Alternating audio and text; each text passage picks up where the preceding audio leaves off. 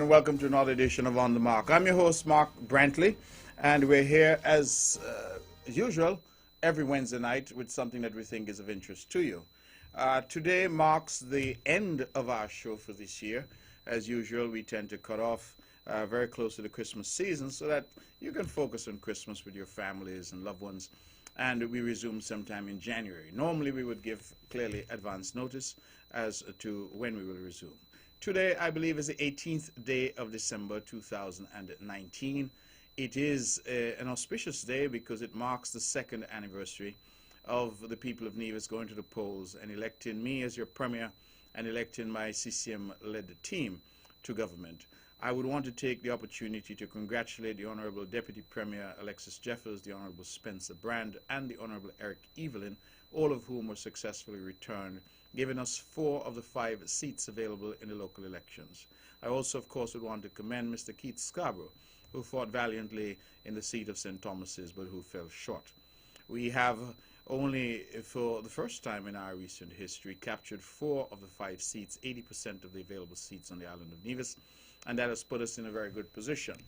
That position, however, would not have been possible were it not for you, the voters. You went out, you clearly had confidence in me and in the team, and you elected us overwhelmingly. Today I posted to social media to express my profound gratitude to you. I want to do so now again this evening, to say thank you. Thank you to the good people of St. John's who have been with me from time immemorial now, it seems, but who have been with me from the start and have continued to be with me, who have given me an increased margin of victory in each and every election. Thank you to the people of St. Paul's who have elected Spencer Brand and who have shown their good sense in voting for a candidate who promised a brand new approach to governance. Spencer Brand has done more in 2 years, I believe, than most who have represented that great parish have done in a lifetime. And his work is seen all across the length and breadth of Nevis. His DNA is all over as he continues to expand on our infrastructure throughout the island. Then the good people of St. Thomas's, you opted for Mr. Parry. And our candidate there, Mr. Keith Scarborough, fell short. Notwithstanding, I would want to congratulate Mr. Scarborough for his valiant effort and to thank him for his service there. We recognize that St. Thomas has been a very strong seat for the Nevis Reformation Party. But we're not giving up St. Thomas. We're coming there, we are going to work there, we're going to be in Jessops and in Barnesgut and in Cotton Ground and in Westbury and in the bit of Craddock Road that is part of St. Thomas's. We are going to be in your constituency, in that constituency, because we believe that the people of St. Thomas's Parish deserve good representation. And that is what we're seeking to bring.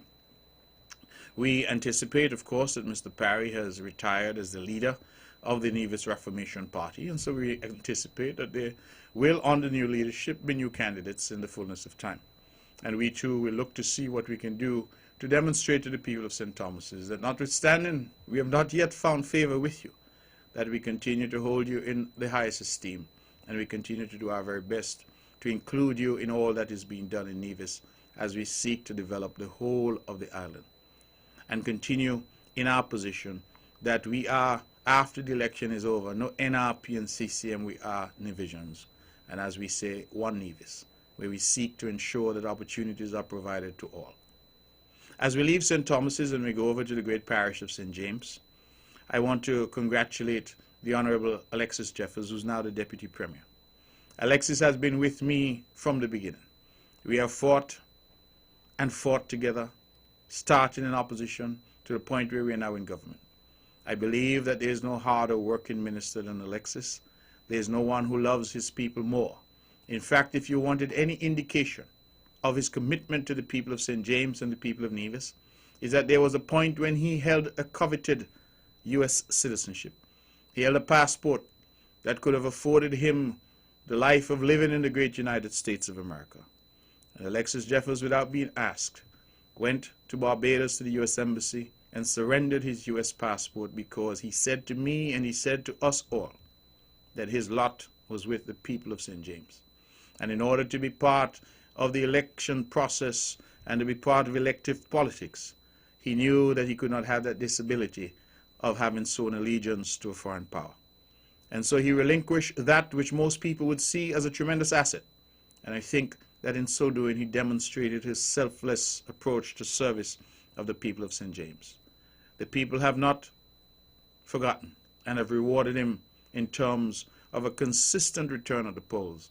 And we congratulate the Honorable Alexis Jefferson, thank the people of St. James for returning him handsomely. We then go across to the mayor of Hanley's Road, the one and only Eric Evelyn. What can I say about Eric? Eric was a winner politically even before he entered politics.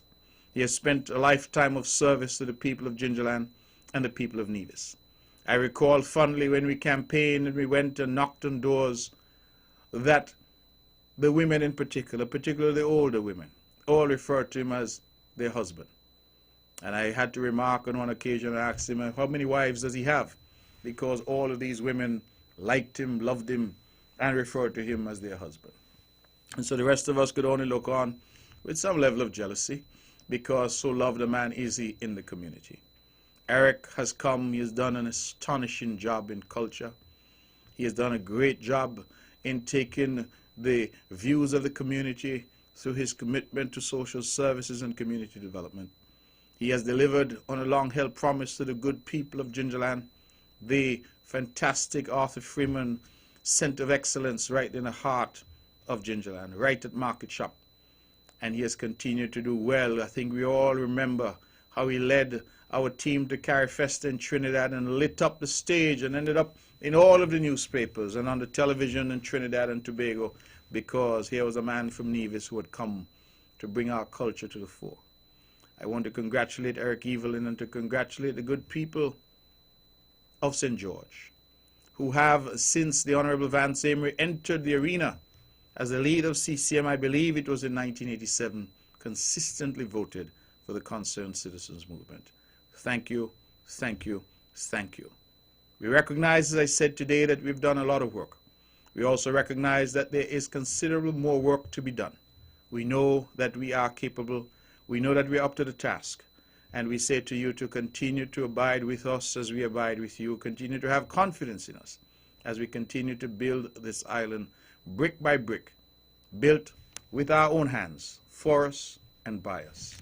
Nevis, those at home, those abroad, thank you from the bottom of our hearts. And may we continue from this anniversary to the next and to the next. And may we continue to serve with humility and with distinction.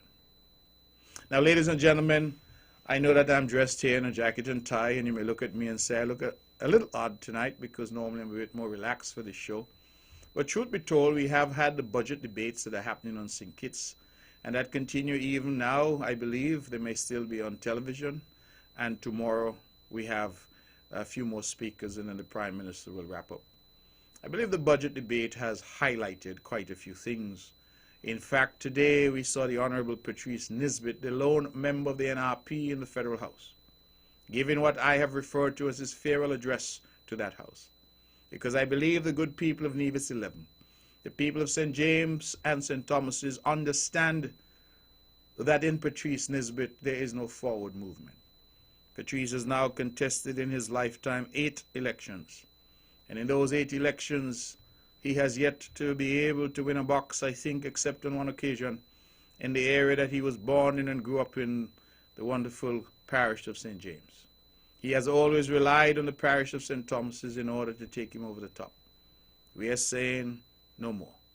We are saying that the last occasion the Honorable Alexis Jefferson came within a mere 92 votes or thereabouts, and that this time around, number 11 should join with numbers 9 and 10 to ensure that the hand of the Concerned Citizens Movement is strengthened in Bastia, to ensure there is no discordant note as you heard today, but rather the people of Nevis are speaking with a single voice in every forum, here at home and in Bastia. That is our wish, that is our desire. And as we go throughout the Christmas season, we'll be having a series of events throughout the constituencies as we connect and reconnect with all of our people. From children's parties to parties on the blocks, we'll be engaging with you at every turn in the highways and the byways of our beautiful island, because we are a party that cares, and we are people who have come to serve. And so Patrice Nisbet today, in his usual fashion, discordant as always, sought to use the federal parliament not to discuss issues of federal relevance, but rather to talk about local issues in Nevis, issues which, had he ever been able to gain a seat in the Nevis Island Assembly, would have been appropriate for him to discuss there. Alas, Patrice has tried and failed. He has, I believe, run now in 4 local elections. He has always failed. And like recycled paper, they keep bringing him back. For what purpose, I'm unsure. One of the things that he raised today, which struck me as odd, is that Patrice Nisbet, as we all know, together with his sidekick, one Elhansville Roberto Hector, who is now the leader of his party, whilst this Elhansville Hector was Minister of Agriculture, Minister of Lands, and Chairman of the Nevis Housing and Land Development Corporation, a government statutory corporation charged with dealing with lands and housing on the island of Nevis. And Patrice Nisbet, having failed as a candidate, was legal advisor to the Nevis Island government, then headed by Joseph Parry, and also a board member at the Nevis Housing and Land Development Corporation. So here's the picture. Roberto Hector, Elhansville Hector, as his mother called him, was chairman, minister, and chairman of the board at the Nevis Housing and Land Development Corporation. Patrice Nisbet was legal advisor to the NIA and member of that board. Well, young Hector and young Patrice thought that the best thing to do was to form a law firm, both of them being lawyers. And they formed a law firm and called it Oali Attorneys.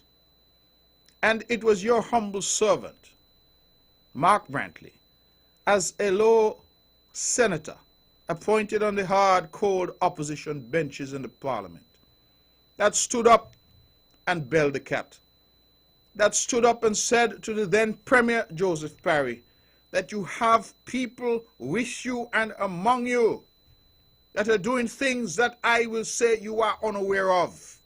And Parry looked at me, I recall that day, he was surprised.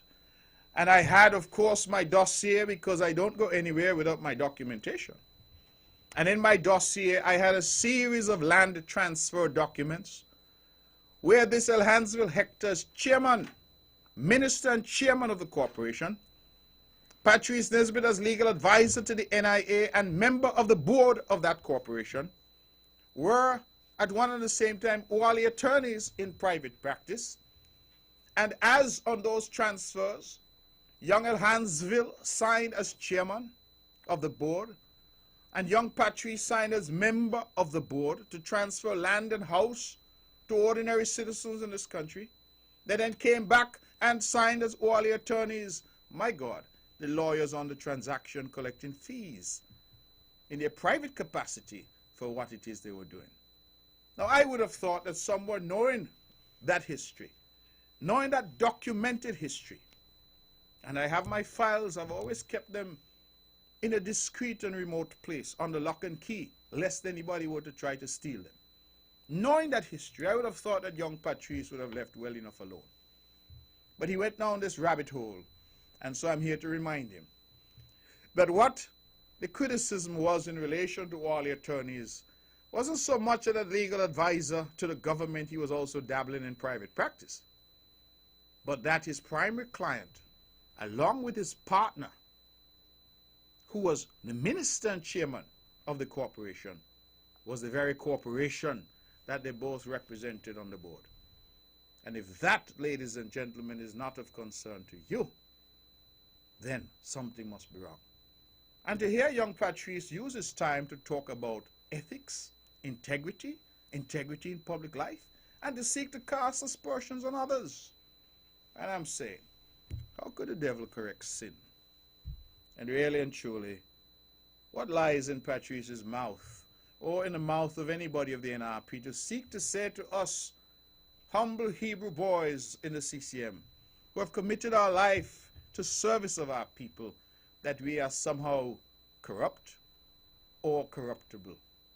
Truth be told, that those are words which, while they become now in the modern lexicon of some of our politicians, who have awoken one day to the realization that there is something called good governance, and that they ought to be concerned about good governance, I say to you, the people of Nevis, that we must be careful. Be careful of those wolves in sheep clothing. Be careful of those who come now with their lips dripping with nice sounding words, and rather look at their record and say to them that when they themselves had an opportunity in government, when you repose your trust and confidence in them, what did they do? They sought to find ways to rape and pillage the treasury. And that is why the people of Nevis have consistently rejected them. It must be a matter of history now that the NRP has contested elections in this country from 1992 until 2017. That was the last election that they contested. 1992 to 2017, by my tally, that is some 25 years, 26 years or thereabouts. Not so good at the math, but somebody out there, no doubt, when I open the lines, will advise me. But 1992 to 2000, that's 8 years. 2000 to 2017, that's another 17 years. 17 and 8 is how much? I believe that sounds like 25 to me. So in all those elections from 1992, they have managed to win one. One in 25 years. And yet here they come again. Same old khaki pants, same old tired ideas, same old tired rhetoric. Coming, not one idea, not one iota of concern for the people, not one scintilla of evidence to suggest that they have the capacity to lead this island and to chart a path for our people. And they come each time with a barrage of cussing.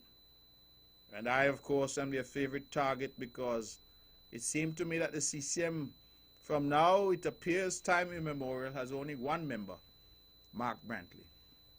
And I don't need even to say a thing about myself because they do such a good job promoting me. Constantly a barrage of cussing about me. And all of us grew up in Nevis. My God, I was born in Hanley's Road. I grew up in Brownhill. And if you can't cuss when you come from Henley Park and Brownhill, then something wrong with you. Cussing is easy. That's not difficult to do. What is more difficult is articulating ideas and having debate in a sensible manner that adds value to the lives of our people. Now, that is difficult to do. So cussing me doesn't do me a thing. You know, see how good I look? Let me straighten my tie here.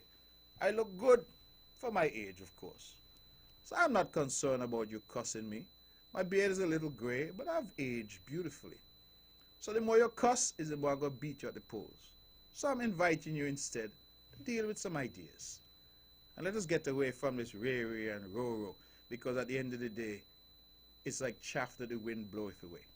It benefits no one. So ladies and gentlemen, we're going to have a good show tonight, I feel. It is 20 minutes past the hour now of 8 o'clock. It is our final show for this year. I should have started the show, as I often do, by saying what a pleasure it is to be here and to say good night to all of our listeners wherever they may be through the marvel of technology. We are now live on Facebook through the Vaughn Facebook page. You can actually hear me and see me. And of course, we are live on Vaughn Radio, www.vonradio.com. And we are also live on your AM dial at 860 AM. I know that this show is widely listened to. Regrettably tonight, Brownhill, my home village, is having their grand Christmas tree lighting. Brownhill and Brownhillians, I want to apologize to you. Clearly, I can't be in two places. I have, however, called those who are organizing to express my regret, and I have made sure that my usual partnership with that event has been put in place long ago. So, the stage is set for you in Brownhill to have a wonderful time. And I promise that when I'm done here, I will pass by and hopefully somebody will leave a little something for me, a little goat water, a little piece of chicken, maybe a little drink. Whatever it is, I will be grateful, and I will come there to be among my people. But tonight, I have to be here at Vaughn Radio. Good evening to all of our friends and family in New York and Canada.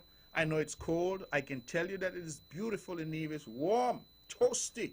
You could be at the beach right now having a killer bee. And so we invite you to come home for Christmas. It is not too late. And if you can't make it for Christmas, then come for the New Year and spend some time here in this paradise that we're all so privileged to call home. To my friends and family in the United States, Virgin Islands, the British Virgin Islands, wherever you are, good evening to you. Now, I know that we have listeners elsewhere in the region, and I want tonight to pay special homage to a dear friend of mine, the Honorable Attorney General of Jamaica, Marlene Mallow, who fought Queen's Counsel. This is someone I met some time ago, and when I go out in the world, I have such immense confidence in our Caribbean people. I am not someone who thinks of myself as being from Nevis, and therefore there is somehow some sense of whether it is inferiority or smallness. No, I'm a Caribbean person. And when I walk onto any stage, wherever, I believe that I represent all of the Caribbean, that there is what I believe Dr. Ralph Gonzalez of St. Vincent and the Grenadines refers to as a Caribbean civilization. Something that has created genius among us.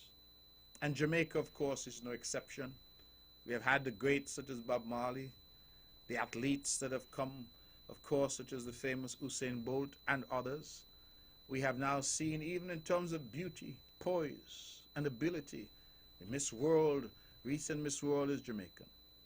But Jamaica also has a strong tradition of academic excellence and professional excellence.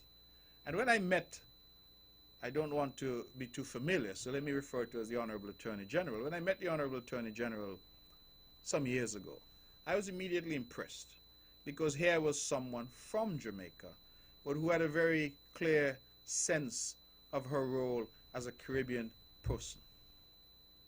And we of the Caribbean must start to see ourselves as having a right to be in this world and a contribution to make which transcends and is much larger than the circumstances of our respective island homes.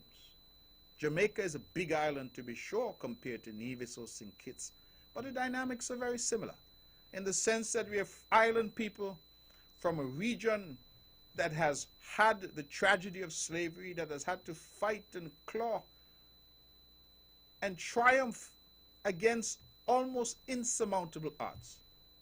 And so today I saw a video that warmed my heart because there was some type of function in the Supreme Court in the United Kingdom.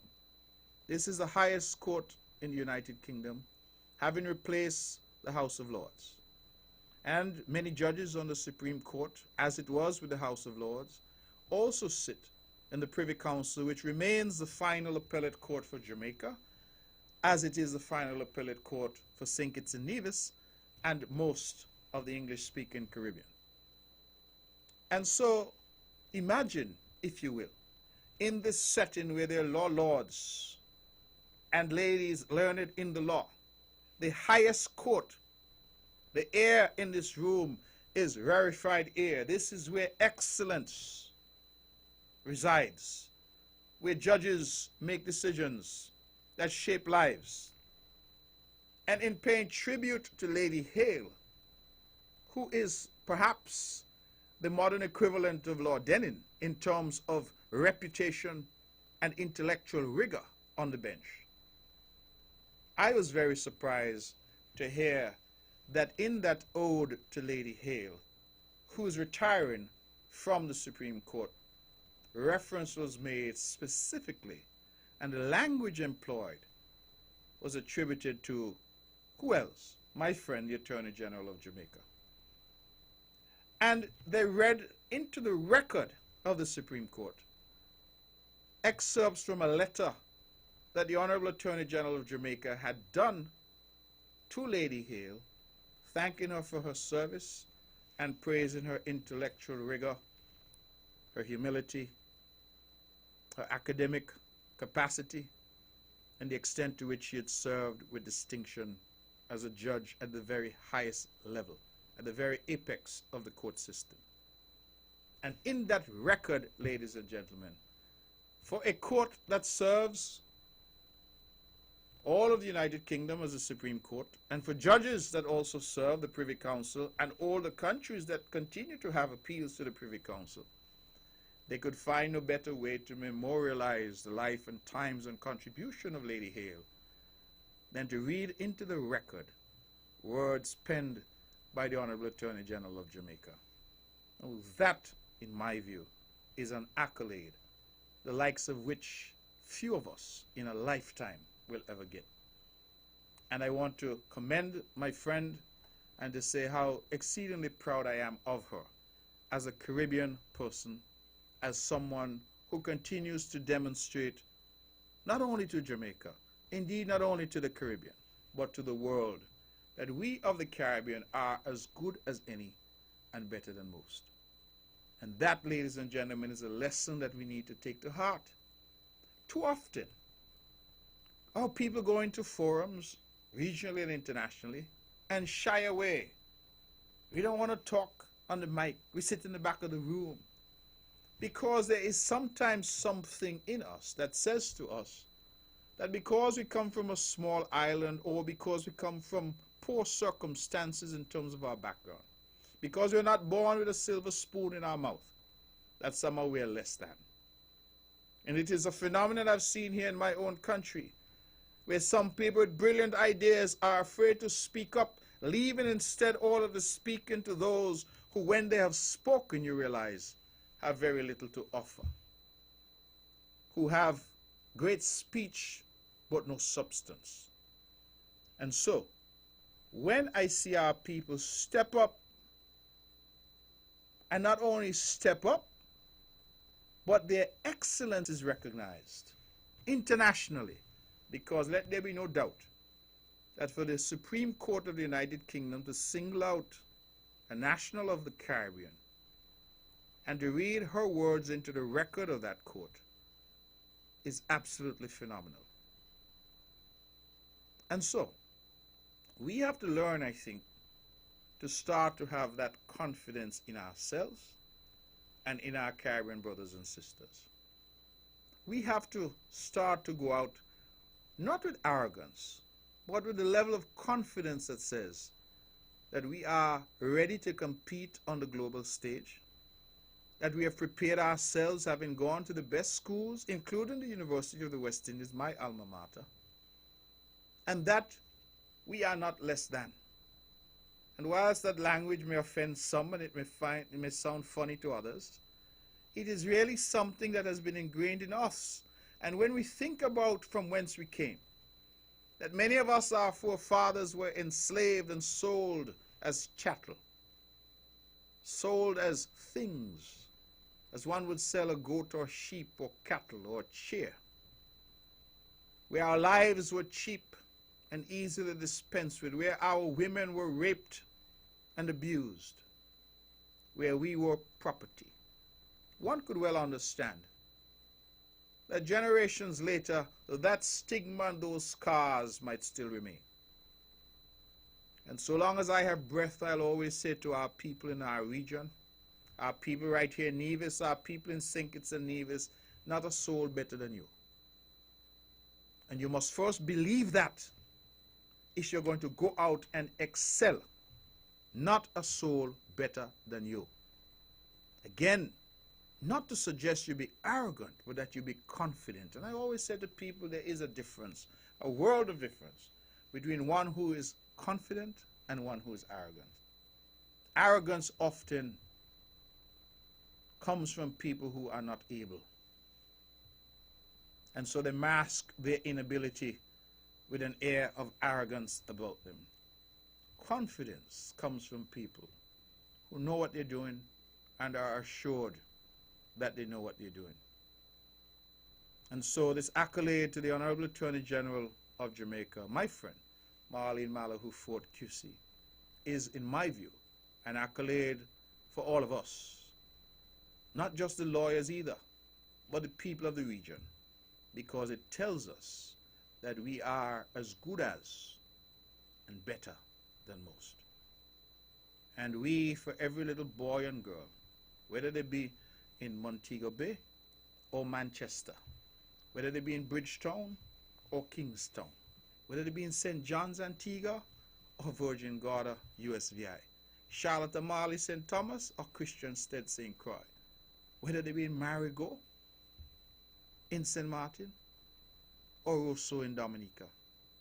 Wherever they are, they must understand that the little boy in Barnesgot right now listening, the little girl in Jessops that is listening, the young man or young woman in high school that's in Molyneux or Sandy Point, the young college student who's out there figuring, can I make it? Can I do well? Can I compete? Oh my God, I'm in a school and there's so many bright people. What do I do? I believe that all of us must encourage, particularly our young, to aim for the stars and to understand that they can achieve whatever they set their minds to, because nobody better than you. Set your minds and your hearts and your ambitions to whatever you can do. You know, when I look at little Nevis, do you know that the Nivision Dr. Everson Hull was the first ever PhD graduate in economics from Howard University in Washington, D.C.? The first ever. You know where he's from? Right across the road there, a little village called Bath Village.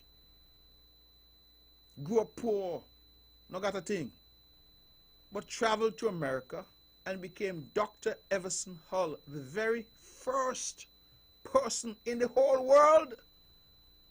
Not the first person from Nevis or the first person from Bath Village. The whole first person in the world to get a PhD in economics from Howard University. Right here from Little Nevis. Consider that for a moment. Consider Cicely Tyson, who rose to such fame as an actress, that while she was born, yes, in the United States, in Harlem, both of her parents are from right here in Nevis, who would have raised her in a Nevisian tradition. And I was so amazed that I went to see her as she performed on Broadway in A Trip to Bountiful, a stellar performance for which she won the Tony Award for Best Actress. And I was able to go backstage and take a bouquet of flowers for Cicely Tyson, our Nevisian sister. And when she saw me, because years before I had done some legal work for her and her family, and when she saw me, she broke out in a Nevis accent, speaking dialect, broken English to me, and I was amazed. So this was a woman of Nevis, from Nevisian parents, raised in a Nevisian tradition. And while I was there, Lenny Kravitz, that great rock star, who's from the Bahamas, came backstage as well to see Cicely Tyson. And Cicely hugged him, and he referred to her as his godmother. And I said, your godmother? And he said, yeah, because his mother from the Bahamas, Cicely Tyson, and a group of other people from the Caribbean, of the Caribbean, all grew up together. We're all in Harlem at a time when, of course, Harlem was the epicenter of culture in New York. And they all knew each other. Lenny Kravitz from the Bahamas, Cicely Tyson from Nevis, Usain Bolt from Jamaica, Bob Marley from Jamaica, V.S. Naipaul from Trinidad, a Nobel laureate, Derek Walcott, a Nobel laureate from St. Lucia. Truth be told, that we have produced great men and women, and that we must recognize that greatness lies within us, each of us.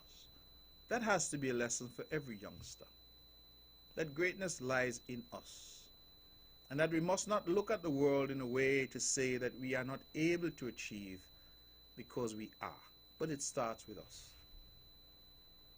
And so again, I commend my friend, the Honorable Attorney General of Jamaica, for excellence and for having that excellence recognized in the greatest forum that one could ask for, the Supreme Court of the United Kingdom. Ladies and gentlemen, this is On the Mark, and I'm your host, Mark Brantley, and we're having some straight talk, as we call it, across the Narrows. I'm going to be here, God willing, until 10 o'clock, and this is our final show. As usual, for our final show for the year, I want to use the opportunity to thank all of those who have called. All of those who have called with a scripture, with a story. I know, for example, that I had my dear friend who would call with a scripture. She has had some ill health. I know she had to travel I want to send her my love tonight and to wish her all the very best. I know at one point we used to have someone who used to call him with the thought of the day or the thought of the night. I want to thank all of those good people. We have some regular callers from St. Kitts. I want to thank them. I want to thank all of you who have now, for over 12 years, made On The Mark one of the biggest platforms in talk radio in St. Kitts and Nevis. We remain the only show that is in a prime time slot from 8 to 10 every Wednesday with no commercials. And we have been able to do so because of the support financially of Daniel Brantley, the law firm that has financed this show from inception, and by the kindness and the partnership of VON Radio through its manager, Everett Weber Herbert. We have been here, I think it is testimony to the job that we've done, that we've avoided litigation. Most people have not bothered to sue us because they understand that we try to be serious about our debate and our discussion. That when callers do call in, we encourage them to disagree if they must, but not to be disagreeable. That we invite all shades of public opinion because we feel that in a democracy, all shades are important. And that whilst we might vehemently disagree with some of the opinions that are expressed, we respect the right of those people to express that opinion. The very essence of democracy, I read somewhere, is where I am free to voice at the top of my voice my views.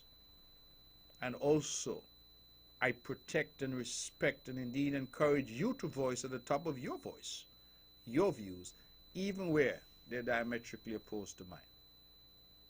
I've always said that there's value in talking to each other, listening to each other, because we learn from each other. And some of my harshest critics sometimes give me ideas of how I can improve certain things. And so I listen sometimes, even though it is harsh on my ears, I listen, because I recognize and understand that in a democracy, all shades of public opinion must contend in the public square. That there's no monopoly of ideas. You see my tie? It is beautifully tied. I don't know what the knot is called. I was not so sophisticated growing up. But I used to tie a tie for years, and the knot was never quite right. And one day, I was in Coal Hill, where my good friends, Dabbers and Jordan and the good pastor, they normally sit there and have a conversation. And along comes a friend of mine, I won't call his name. And he sat there and he said, let me show you how to tie a tie. I don't know if I've ever seen him wearing a tie, you know. I think I know he works construction. And when the man showed me how to tie a tie and the simplicity of a perfect knot, it reinforced in my mind that we can learn something from everyone if we're prepared to listen and if we're prepared to pay attention. Because I might well have said to him, but you don't work in an office anywhere. I don't see you in a suit.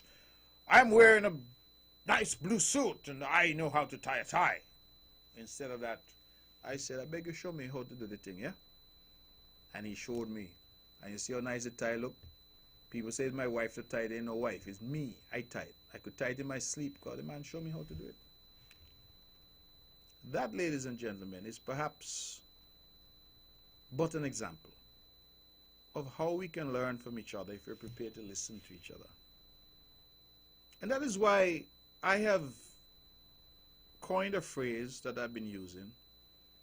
When we hear the constant nattering neighbors of extreme negativity, just the constant yang, yang, yang, yang, yang. I mean, the assault on our eardrums, the cacophony of sound and fury, and little meaning sometimes. And I've coined a phrase which says, ignore the noise.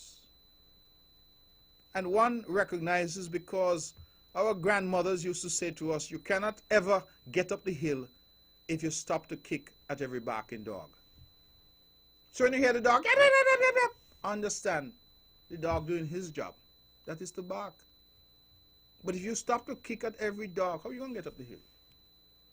Sometimes you need to learn to ignore the noise and focus on that which you're seeking to achieve. But that is not to say that when there's valid criticism or valid points that are being made, that you don't take them on board. And so it is for each of us in our own discernment to understand and to sift through sometimes the 99% chaff to get the one little bit of wheat that you can use. And so it is for each and every one of us to pick out the sense from the abundance of nonsense and to understand what is being said and to dismiss that which is irrelevant, that which is fluff, and to seek to use that which is of some value. And that is what we seek to do. And so, ladies and gentlemen, the talk show culture here is a culture that abounds. But this talk show has survived for all these years. This talk show is still a sought after platform that many people come to when they have a message to get out. And the reason for that is because of the standards that we have sought to maintain. Throughout the year, there have been occasions when I've had to travel. There have even been occasions when I've been unwell or simply too tired. And I want to thank the Honorable Alexis Jeffers who has come, the Honorable Eric Evelyn who has come, and the Honorable Troy Liebert who have come, sometimes at very short notice, to fill in for me. They have done an excellent job. In fact, one person said to me, of the Honorable Troy Liebert, he said, "Man, Troy sounds so good you don't need to come back." And I thought, my God, I had lost my job. But I am back, and I've been here for some time. And it's a pity sometimes that we didn't have the Facebook Live back then, because you would have seen the transition in my beard especially, from black because I was young and full of vim, vigor, and vitality, to now there's more gray than black. And when people say to me, "You have slowed down," I said, "Perhaps, but I now have greater wisdom." And so that is what one needs, in fact, when one is in leadership. Not that one has all the answers, but that one has wisdom enough to ask questions and sometimes to get the necessary help. And that is why when I was sworn in just 2 years ago, I said that when I pray, I will ask God not to give me success, not to give me longevity in government, not to give me victory at poll after poll or election after election, but rather, when I pray, I will ask Jehovah God to grant me wisdom. Because wisdom is what one requires. And sometimes in leadership, one is presented with a Gordian knot, a problem which appears to have no solution. And one sometimes has to have the wisdom of Solomon. We all remember that biblical account when two people claimed that a child belonged to them. One child. One woman said, "That child is mine." The other woman said, "No, the child is mine." And this came to the great and wise King Solomon, who had prayed not for riches or success, but had prayed for wisdom. And how does one solve this problem? Those were not the days when you had DNA. You couldn't go and say, "Let's run the DNA and find out which mother it matches." So, King Solomon ordered that the child be killed, cut in two, if my Sunday school scripture is remembered accurately, and half given to one mother, one woman who claims the child, and half given to the other. The one woman says, "Go ahead." And the other said, "No, I prefer you give the child to that other woman than to sacrifice the child in that way." And wise King Solomon knew that the woman who sought to spare the life of the child was the real mother. Because no real mother would willingly agree for the child to be cut in two. That type of wisdom is what one needs in leadership. Because leadership is difficult. Especially in a small island like ours with limited resources, where every ministry and every department needs more than it gets. We have to prioritize. We have to decide which projects will move forward.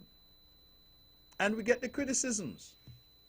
I well recall when we made the decision to spend $10 million to create a modern Mondo track facility for our athletes, so that the young boys and girls in Nevis, the young athletes, could promote themselves and elevate themselves and graduate from running on grass to running on a proper strip, a proper professional turf. I remember the naysayers, those nattering neighbors of extreme negativity. I remember them very well. And they said all manner of things, wasting money. Why should you invest that amount of money? But let me tell you, ladies and gentlemen, Usain Bolt, as talented as he is, needed to be exposed to proper training and proper facilities if he were to go on to compete and win at the international level. And our youngsters here in Nevis were running on dirt and grass, and then having to go over to St. Kitts, our sister island, to compete with the finest that St. Kitts had, where the athletes in St. Kitts were accustomed to running on a proper international surface. Now, clearly they would have had an edge. And so the fact that we have only been able from the island of Nevis ever to have, I think, Kerwin Wallace and Maritza Williams, the only two who have gone to the Olympics. When we have produced so many fine athletes over the years, said to us as a government, you needed to invest. And I always publicly thank young Timothy Keynes, because he was one who, because he was an athlete, championed this particular initiative. And we took it forward. And now each time I drive by that facility right there, just below my hometown of Brownhill in the area of Prospect, Low Ground, whatever you want to call it, Long Point, you know what I'm talking about. I feel a sense of pride, because many thought never in their lifetime would they see a facility like that on the island of Nevis. And our youngsters now have a facility which is as good as any in our region. In fact, when Mondo put that facility down here for us, they said it was only the third stadium in the world that was using the new Mondo technology. The others being for the Olympic Games in Rio and the World Championships in the UK. And we, in fact, I believe, still have the only 9-lane track in the region. A modern track laid here, the vision of this government. And our young people now, our boys and girls, are no longer forced to run on dirt and grass.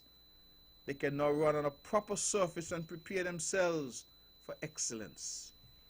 Because that must be our aim, and our objective is to prepare our young people to go out and excel at whatever their chosen endeavor may be. When I drive now on Brownhill Road, and I recognize that I am 50. In fact, in a matter of mere weeks, I'll be 51. Sometimes I wish I could stay the clock, but the clock ticks on. And when I reflect that I moved to Brownhill when I was but a boy of 8 or 9, and that I'm now a man approaching 51, and that in all of those years, which again by my math, it's well over 40 years, that Brownhill Road was untouched. And that as the Premier of Nevis and as the area representative for the good people of Brownhill, I have been able to deliver for them, through the assistance of the Minister of Works, the Honorable Spencer Brand, a brand new spanking highway through that village. And that whether you choose to walk on it, cycle on it, roller skate on it, drive your car on it, it is a beautiful piece of infrastructure that has been put down. Property values in Brownhill have gone up. where we interfered with people's property lines. We have said a model that has worked beautifully. We are not going to get into any dispute with homeowners and try to pay them. We say, listen, we have disrupted your property line. We'll put it back and we'll put up a nice fence or wall for you to protect your property. That is what we've done. And so you drive through Brownhill now, you see beautiful, beautiful, laid out. And I'm sure the people of Brownhill feel good. And you know what I feel extra good about? That a lot of that work you see there was done by Brownhillians. Walls put up by artisans from Brownhill and elsewhere in Nevis. All the engineering work, the laying out, all the asphalt, all the technical work that was done by our people. All the trucking and the backhoeing and the excavator done by our people. We are building it with our own hands, for us, by us. And so everybody who had some input in that Brownhill Road, which is nearing completion now, should be proud. And I'm not going to be like some, like the fellow they call Elhansville Hector, the leader of the Nevis Reformation Party, because he went to the airwaves. Incidentally, he went on Nevis television, the government-owned television station. And why I always speak to that is because when I was in opposition, they forbade me from going on the government-owned station when they were in power. They said that no member of the opposition could ever set foot in the studios of the government-owned television station. And so, all like me, my face never graced NTV yet. And you know what I did? Because I'm a lawyer, trained as a lawyer, believing in excellence, believing in democracy.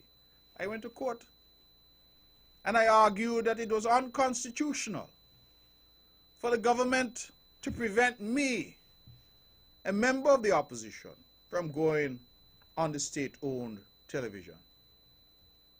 And people who know me know that I don't lose often in court. So when I went, the judge agreed with me. Yeah. And then they appealed against the judge's decision. And the wise men and women in St. Lucia, the Court of Appeal with the Eastern Caribbean, they also agreed with me. And they, of course, granted me the courtesy of some costs, which I was grateful for.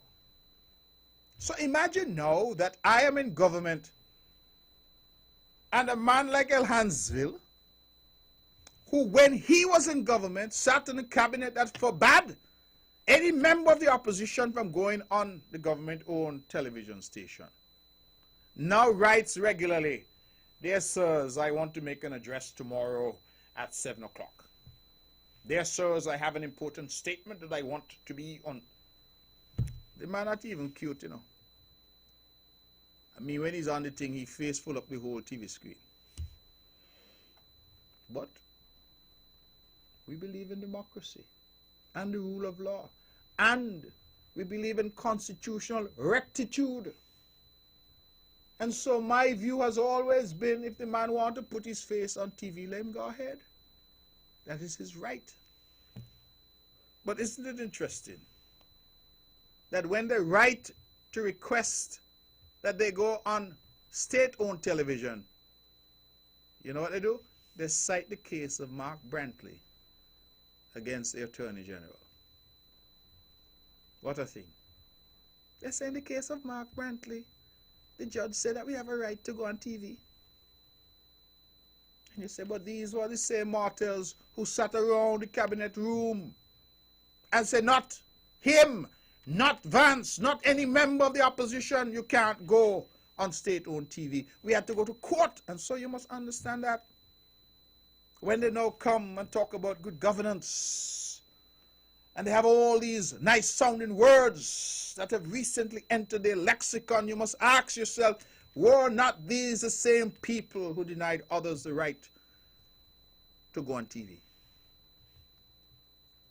But now they come, and they're on regularly. And I like when they go on. You know why? Every time they go on, they give me material to remind the people of Nevis of who they are.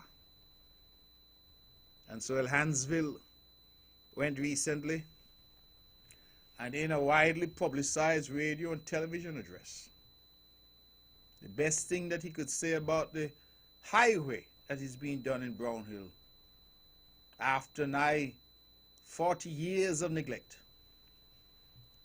was to say that we are wasting money in Brownhill. That we are now giving people walls, he says, as high as Fort Knox. That they now have driveways and matching gates. Wasting money. And as one youngster commented to me and said, well, it's interesting. When he made sure as Minister of Lands that various houses and lands were acquired, was that not a waste? Perhaps not, because it benefited him and his family. But the good people of Brownhill must be castigated for getting new and improved infrastructure paid for with their tax dollars. So I say, well, who he vexed with in Brownhill? He vexed with Lizzie and Colo? Up the hill, he vexed with Sandy? Who he vexed with? Why he saying the good magistrate had a wall knocked down, we mustn't put it back? My beloved mother of blessed memory, Vicky, her wall knocked down, he mustn't go back? What he got against Maisie Bartlett, Luther Williams, Amos Chappell? The mission? You mean we're going to take down the church wall and we not put it back? Well, the good Lord must come down and strike us if we were to do that. So who the man cussing? Because in Brownhill, you know, this government didn't pick out.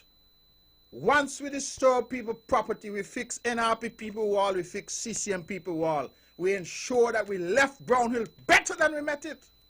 And that is the mark of excellence. So them can say what they want about me. That, I will point to it. And as long as you're driving it, I will say, remember Mark Brantley and the leadership of the Concerned Citizens Movement. How we do that? How we do that? So when they're cussing your wall and your gate, when they come to campaign, tell them not touch the gate because them don't cuss it. Tell them not jump over your wall because the CCM do that. Because instead of saying to people that we are happy that after all these decades you are getting proper infrastructure in your village, they seek instead to castigate and to say that we are wasting the money. How you can waste money when you're spending your money on your people? Explain that to me. How you could waste money when the money is being spent on your people? That is what you're supposed to do with money. Not get house and land for you and your daddy and your brother and your brother and your brother and your sister and your wife. You must do for the people, and servants of the people seek to look after the people. That is what we do. And so the people of Brownhill, I don't know who he was cussing, who he vexed with. Said people have walls as high as Fort Knox. Driveways. Oh, he said, I get garage too. I tired drive through Brownhill looking for the garage them that were built. He said, you all get garage and matching gate. And accuse this government of wasting money when we are using the money to look after the people. I beg everybody who get a chance, I beg I drive through Brownhill. And when you drive through Brownhill now, you don't have to come back through Brownhill Gap to the big road. No. You don't need to use the Island Main Road. You can drive through Brownhill, and you drive from Brownhill now straight down to Cherry Gardens, right along the Munro track and onto the Port Road. We have given you alternatives now. Alternatives. And a fellow who was here the other day from Brownhill tell me, Lord, he said the amount of time I done thump my toe on Brownhill Road. And look how you're nice up the place, smooth as a baby's bottom. I just beg the people them don't speed on it. Smooth as a baby's bottom. That is what we've been able to do. You think it's just Brownhill? A man sat in my office the other day, and he said to me that he's 62 years old. Hear me carefully. 62 years old. And the man said to me that in his lifetime, he had not seen any work done on Craddock Road. I want to commend again Honorable Spencer Brand. Spencer, when he campaigned, said to the people of St. Paul's, I want you to give me a chance and elect me. And then I want you to grade me while I'm in government, because if I get that chance, I will earn a second term. And here's the man. Craddock Road. I drive on Craddock Road the other day. I said, my goodness gracious. Smooth as a baby's bottom. And then what they start to do, they start to cuss. Say, oh, I had to take down a piece of Big Rock. And Big Rock was a landmark. And I said, listen, I find with NRP people, they find a reason to criticize everything. Here you are putting in modern infrastructure for modern Nevis to create the platform for Nevis to go to the next level. And the argument is that you had to take off a piece of Big Rock. Now I ask you to tell me what economic, social, cultural, or other purpose was served by having a rock there in the middle of the road. A rock that would create some danger in terms of the new road and the new configuration. It is similar, you know. We did Hermitage Road. So proud of that project.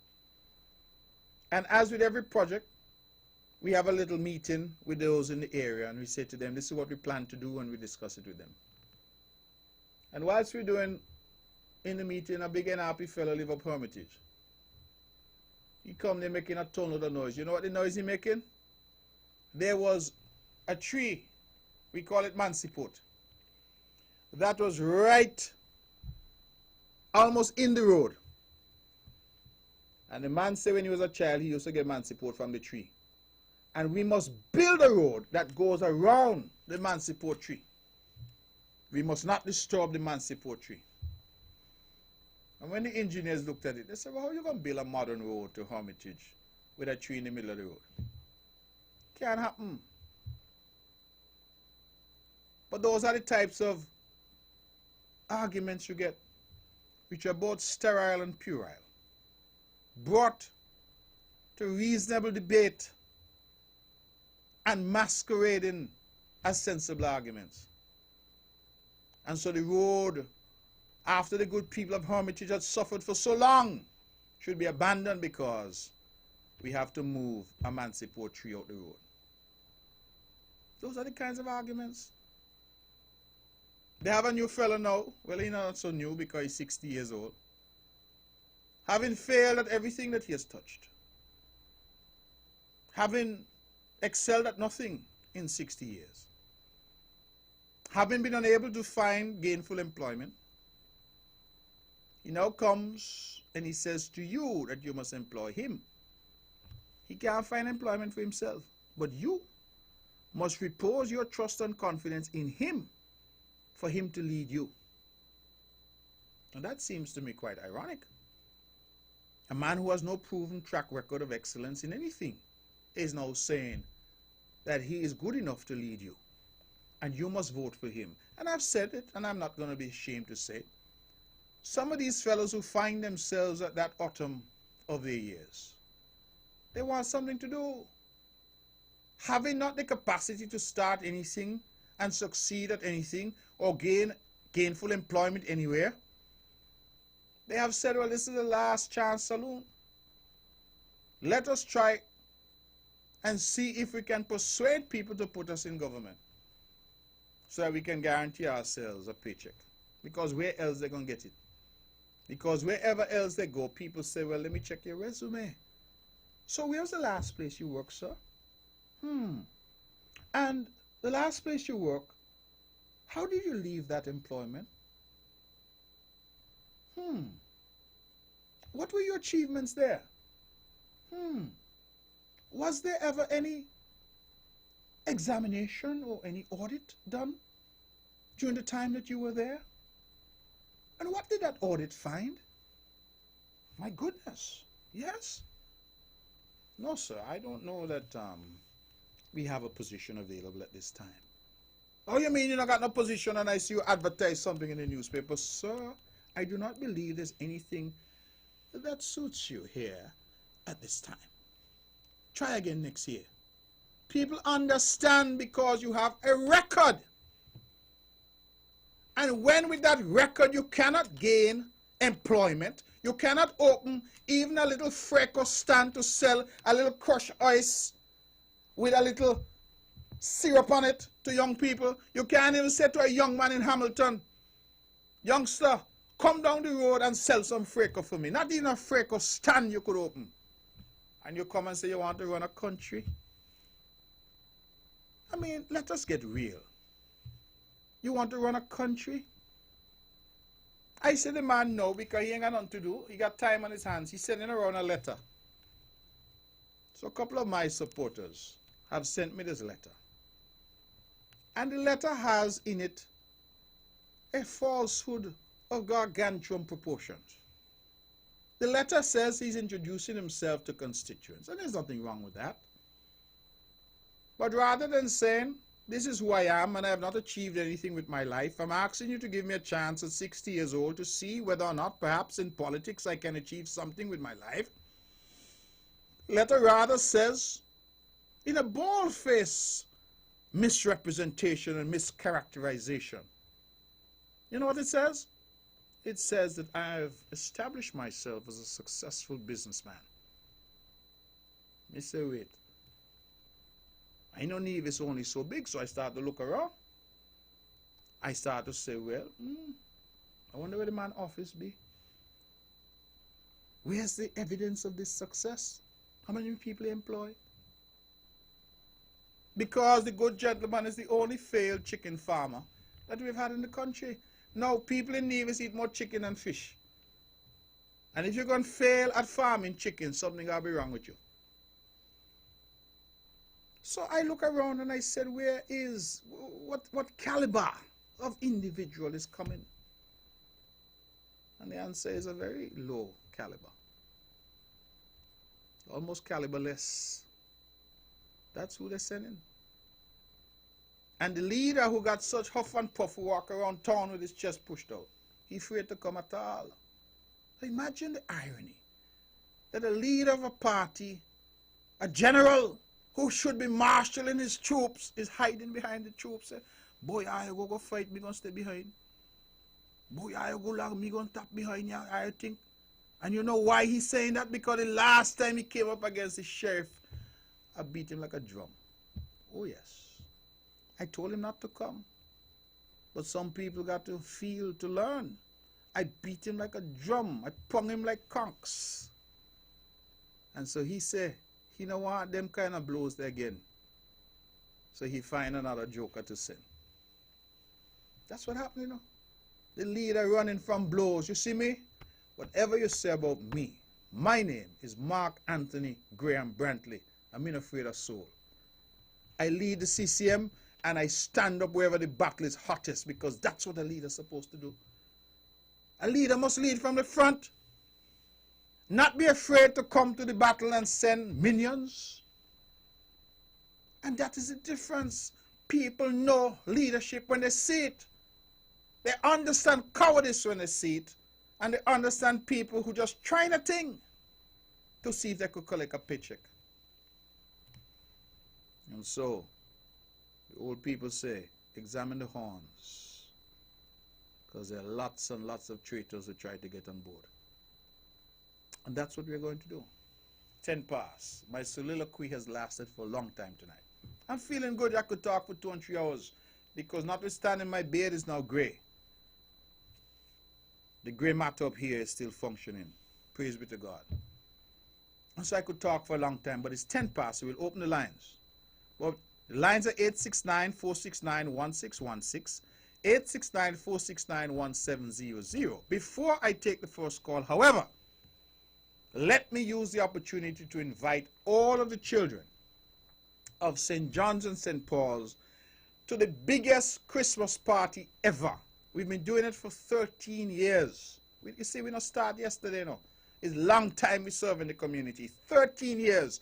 And this year at occasions this Saturday starting at 1 p.m. until 5 p.m. The Honorable Spencer Brand and I are joining forces, and we're having a massive party. We invite you to come out, the good people at occasions. We're going to have lots to eat, lots to drink, lots of games, slides, swings, bikes, skates, you name it. And then we have gifts galore. Gifts can't done, so I beg you come. Come and get some gifts.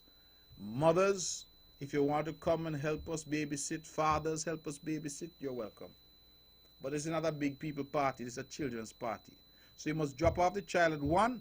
My gift to the parents is that I will babysit your children. The Honorable Spencer Brand and I will babysit your children from 1 to 5. But hear me carefully. Let me look into the mirror, into the camera, I'm sorry, and hear me carefully. Make sure to pick up your child at 5. Because in the past, some people leave the picnic there till 6:30 and 7. That's a problem, mucho problema. So pick up the baby, the child, at 5. Now, we're catering from ages 2 to 12. 2 to 12. So please, I see some people come there one time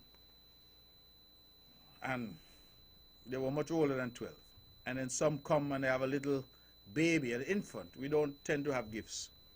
So our gifts are age appropriate from 2 to 12. So we invite one and all to come. And I'm going to try to get the information because I know that we have some other Christmas parties happening by my other colleagues. I'll get that information while we go to the phones and take some calls. We have anybody holding? Good evening, you're on the mark. Hello? Good evening, Mr. Bradley. Good evening, my brother. How are you? I'm fine. Yes. Mr. Bradley, why you waste your time talking about these guys? The NRP and Labour the same thing. They don't like to see progress. You know, see how Vex Douglas is, you see the Federation, so many things happening. You know, see Vex? They like to see the place rotting, going to hell. They don't like the progress. And you was naming grades from the Caribbean. You left out 2 of my favorites. Oh, tell me. There's so many. Sidney Poitier of Bahamas and Harry Belafonte of Jamaica. Yes, indeed. Yeah, they are 2 of my favorite actors.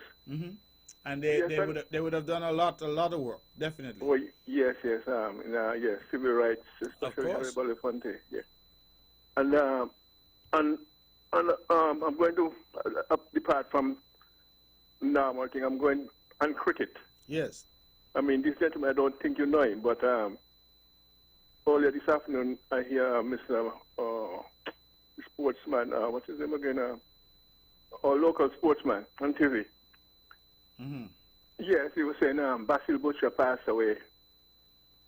Well, I'm going to give you a little story of Basil Butcher. He played with the was Kanai and West Hall, Charlie Griffith, yes, Frank Warrell, Joseph Solomon, Carew, and all those guys. Yes. But he was my favorite, Mr. Brantley. The first time I saw him was 1963 at Headingley in England. And you were there? Yeah, I lived in England for a while. Okay. I went to England as a youngster. My parents sent for me when I was a teenager, but I didn't stay. I stayed only 8.5 years. Yes. Yeah, I came back December 67. So when we went in the ground, they sell this little booklet, you know, with all this, and then with the grades. Yes.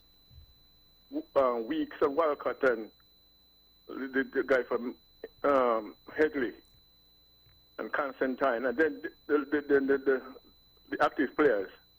And that guy struck me right away, Mr. Brantley. Basil Butcher. Basil Butcher. Yes. And he was my favorite all the time. Yes. And I saw him, the first innings I saw him play, he made 68 runs. And he punished a guy, I don't know if you remember his name, Ted Dexter. He punished him very hard. Englishman? And, yeah, Englishman, yeah, against England, yeah. The 4 tests, they always play the 4 tests in Headingley, yes. And then I think it was the last test when West Indies was losing. And he and Joseph Solomon, he was like Larry Gomes, steady. You heard of Larry Gomes, right? Of course. Yes, steady at number 6. Yes. And he stayed there with Basil Butcher, and Basil Butcher took the West Indies out of trouble. And it was a Saturday afternoon, and my father usually buy a newspaper they call it Daily Mirror. And there was this newscaster that writing it. His name was Peter Wilson. And on the back, the sports page, he said, England butchered. Yeah, Butcher stayed there and made 133 and saved the West Indies. Fantastic. And then when they came back in 60, time again in Headingley. And then I think it was in Headingley, yeah, he made 209 not out. And I always have him as my favorite, you know. Well, we certainly extend condolences to his family. To his family, yeah. I would like to send condolences to his family. He was always my favorite. All right, my brother. Well, thank you very much for that. Okay. All right. God bless. All right. So, ladies and gentlemen, we've had the announcement that on Saturday we have the Honorable Spencer Brand and I are having our Christmas party. On Saturday as well, the Honorable Eric Evelyn is having a massive Christmas party at Hard Times Playing Field for the children there of Gingerland from 2 to 5 p.m.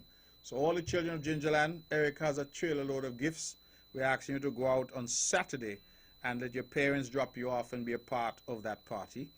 The Honorable Alexis Jeffers and the Honorable, sorry, not Honorable yet, Keith Scarborough, they have already joined and had a wonderful party, I'm told, on the 15th of December over in St. Thomas's. They had that by the St. Thomas's primary school, and I'm told they had over 100 children that showed up. They had a wonderful time.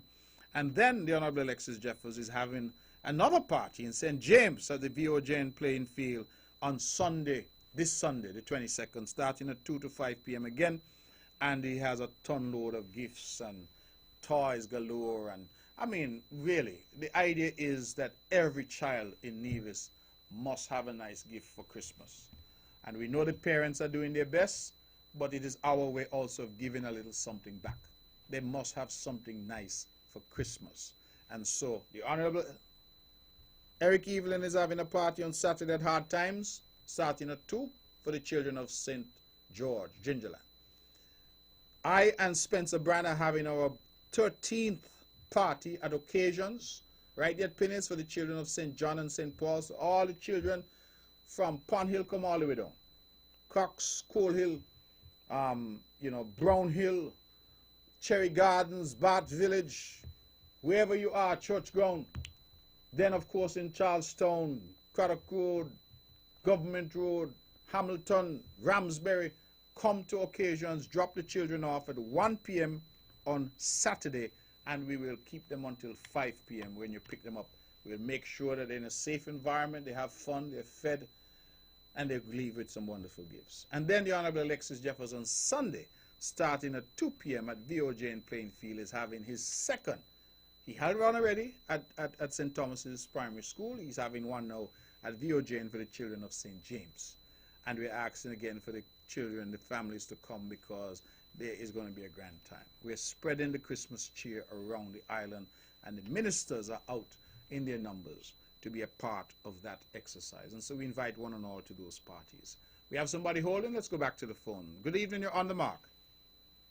Hello? Good evening, Premier. Good evening to you, my dear. How are you? I'm good. So good to hear your voice just before Christmas. Yes. Yes. I want to thank everyone who supported the Nevis Blind Light and Visually Impaired Society lunch. Those who have stood by us throughout for this year, persons who helped with our plumbing, whatever the situation was, and persons who helped sell tickets, and especially persons who give us vegetables. We can't forget them. So all of them important. The mutton, the pig, whatever it is, whatever they did, the helpers, the members, it's good when we can really work together. Mm-hmm. So we are very glad for that. I want to tell persons who may not have received the envelopes as yet. They were there since last Thursday. Some of you would have received last weekend. And this week so far, please go to the Nevis Cooperative Credit Union, our bank. And the workers, they do look out for us as well. Go to Miss Scarborough, and she will give you your envelopes, thanks to her. Persons who are new, some of them would have gotten from the members themselves directly. And 2 of our scholarship students, the mothers, please collect them. Those who haven't heard from us, but please go and get your envelope, because one or the other one I've received already. And there are some persons I will have to contact because they are new, and I don't have a number for them, so I have to get with somebody who can help me how to reach them. So everybody who usually help us, some have done some distribution already, and that is also a big help. So I want to wish everybody a blessed Christmas, wonderful New Year, and that all will go well for us. And Mr. Brantley, I hope you have a blessed Christmas and a wonderful New Year too. And I understood you couldn't come for the lunch because you were occupied. Yes. With the thing you had there, the press conference and all that. But you know what I mean, right? Of course. So, and those who have monies outstanding, and I don't know you, as we just say it locally here in Nevis, and I don't know you. But please remember us, because we have to deal with our bills as well. And so we can't deal with bills unless we get monies, and I have to make sure that everybody so far is covered with the envelopes. Thank you very much, Mr. Brantley, and you have a good evening. Thank you very much. Let's stick with the telephones and go back to the phones. Good evening. You're on the mark. Hello.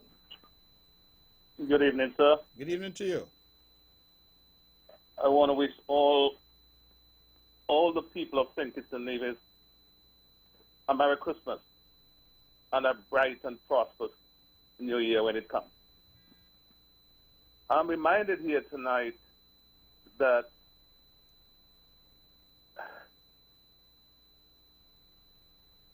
Hello? Hello? Yes, you say you're reminded here tonight, and then we didn't hear anything after that. Like I said, I want to wish all the people of St. Kitts and Nevis. Yes, we heard that. You then said, I'm reminded here tonight. Yes, I'm reminded here tonight that we, the people of St. Kitts and Nevis, are blessed. We are blessed people. And let us all give thanks to the Almighty. Here in St. Martin, where I live, we are experiencing, since last week, Wednesday, demonstration, and sometimes things get out of hand. And when I look back and see that a place called Nevis and St. Kitts, where we don't have to fight for land or demonstrate for land, I think that we should thank God for our Constitution. Mr. Premier, I wish you and your family a wonderful Christmas and a bright and prosperous New Year when it comes. And to the people of Nevis, to God be the glory, great things, dear sir. Good evening, sir. Thank you, my brother. Well said. And we too have seen the protests in St. Martin, and we hope our people there remain safe. And whilst everybody has a right to protest, we hope that it doesn't degenerate into violence. And so we thank you very much, and you are absolutely correct that St. Kitts and Nevis is blessed.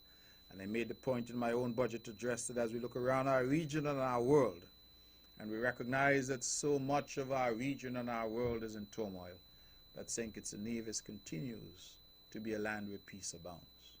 Now that we have seen several months of relative calm in terms of crime, we also now see that we are reaping a peace dividend. And just today, the Honorable Deputy Prime Minister Sean Richards spoke that the Eastern Caribbean Central Bank has in fact referred to that peace and saying that it augurs well for economic growth, because where there's peace in the country, people feel more comfortable, more confident to do business. So thank you very much, caller, very eloquently spoken. Let's go back to the phones and take some more calls. Good evening, you're on the mark. Good evening, Mr. Premier. This is Linnell Nolan. Mr. Nolan, how are you, sir? I'm doing well. I almost want you to make a commitment this evening that during the next federal election, we will have a woman candidate, or let me say a female candidate, running as a Nevis representative. This is the era of the women, and it's about time that we have a female candidate running from Nevis in the federal elections. And I hope I could get that commitment from you. Well, what I will say to you, Mr. Nolan, is that I'm committed to running the best available candidate. I understand that there is this push, and I certainly welcome that push. I think around the world we see a lot of women who are emerging and who are coming to the fore. I think it was in Finland, I believe, recently. I hope I have the country right, where the women are now dominating. In fact, they have the youngest female prime minister, I think, in all of Europe. But I think that politics is not just a question of saying based on gender that somebody is a candidate. I think that we have to ensure, just like I wouldn't put any and any man to run, I wouldn't put any and any woman to run. People must be able to step up, and I think that they have to go through the same process that others go through in order to emerge as candidates for any political party. I think we have women within our community that shows that, though. And I think people have shown, well, women have shown that they are capable. And we just shouldn't be, you know, looking forward to having men alone dominating our politics. We have to give women chances. You know, I belong to a minority. Women is I should say a majority in Nevis, but I belong to a minority groups where I was almost prosecuted just because of my minority status. Yes.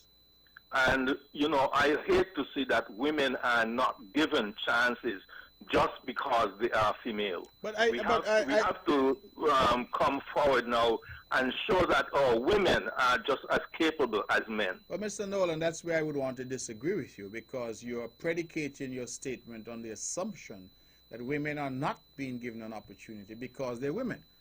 In fact, the political party that I am pleased to lead at the moment, the CCM, the chairperson of the CCM is a woman. The party has plenty of women serving on the executive. But when you're talking about elective politics is not just a question of gender. Elective politics is also a question of people who the party feels have the necessary appeal in the community. Because nobody's going to say, let's put Lionel Nolan because he's a man. When the party doesn't feel and the party structure doesn't feel that Lionel Nolan is the best candidate, and that is the candidate that's best able to deliver a seat for the party.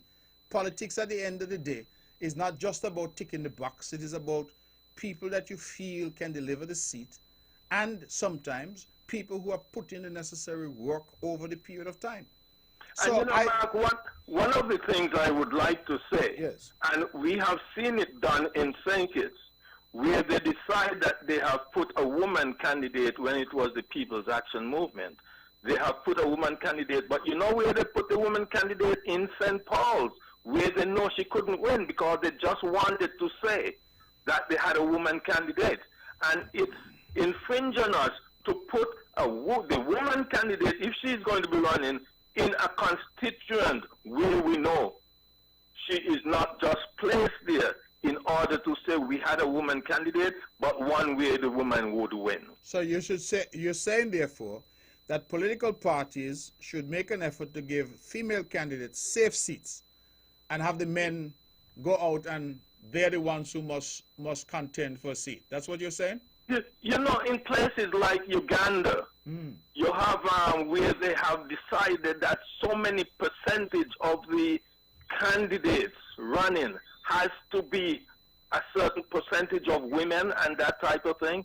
But we tend to look at women who we always say, oh, they are this and that in the party. But at the same time, we don't give them that opportunity to run for the highest office. We say they are, as you said a while ago, chairmen of parties and things like that, but we have to give them chances in order that they would be the highest level of our politics.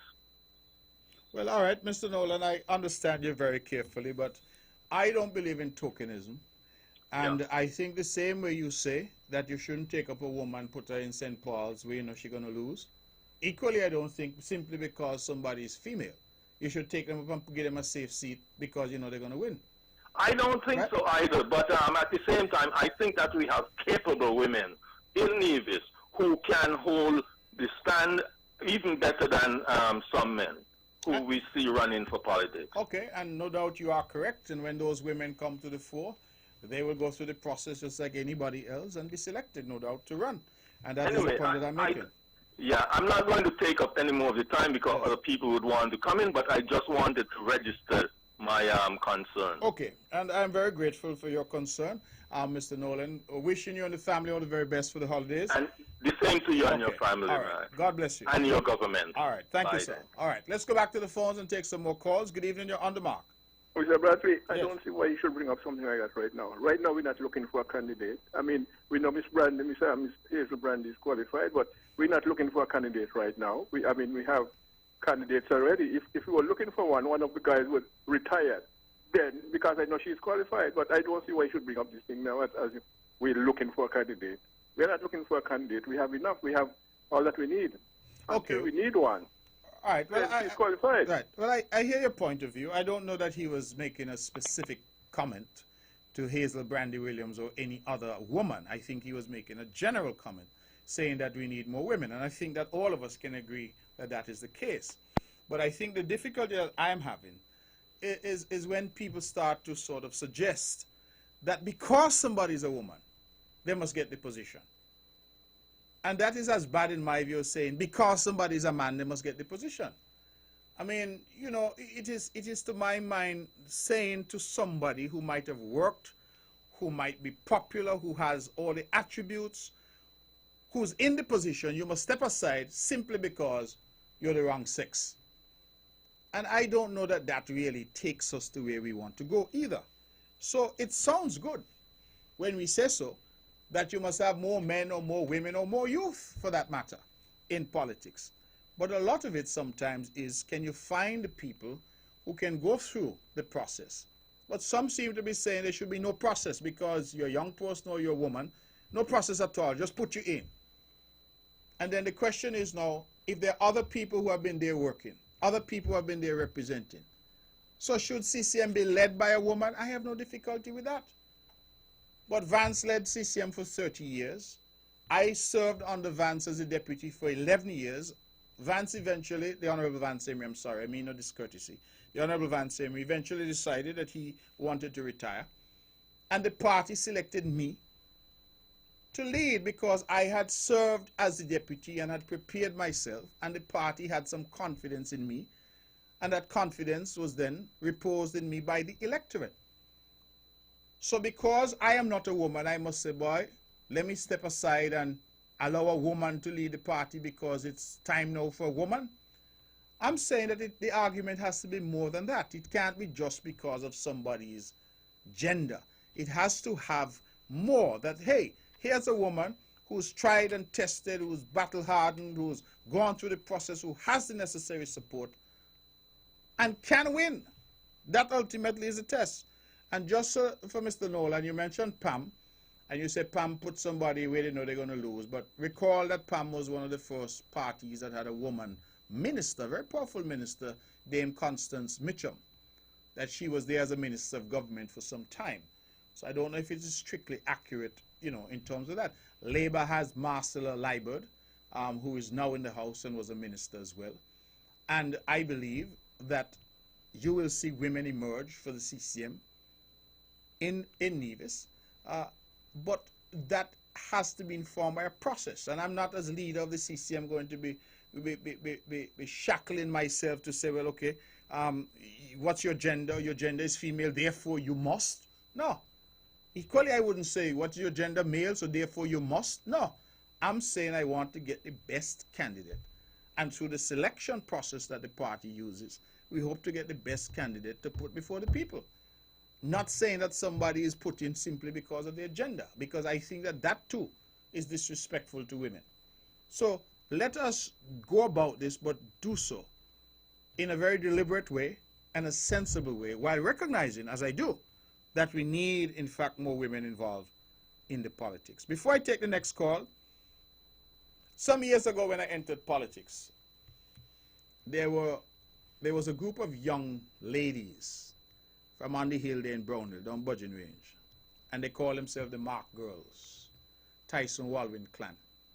And they read poems and they did dances and they were my biggest fans. Well, they've all grown up now. I understand that. But I am so proud of them and what each and every one of them has tried to do. They've gone off into their various fields. Some now have children. You understand, they've grown. But there's one called Judel, who I just got word that Judel has graduated from the University of the Virgin Islands with with a degree in mass communications, with a minor in public relations and advertising. And the thing about it is Judel got a 4.0 GPA. That is a perfect GPA, grade point average. 4.0, you can't get no better than 4.0. That's what they call it. What they call it? Summa cum laude. Not magna, no. Summa cum laude. And I want to take the opportunity to say, Judel, if you're listening, congratulations, my darling. I admire you. I'm so happy for you. I'm happy that you've been able to stay the course, finish the race. And now I hope and pray that you move on to even greater things. Your mother, she's full of pride. And I know the whole Walwyn Tyson clan is full of pride. And I join with them in extending my heartiest congratulations. And to say that your path to now a 4.0 GPA, a degree in mass comm, from the prestigious University of the Virgin Islands is really a path that I hope other Brownhillians, other young people in Nevis generally will follow.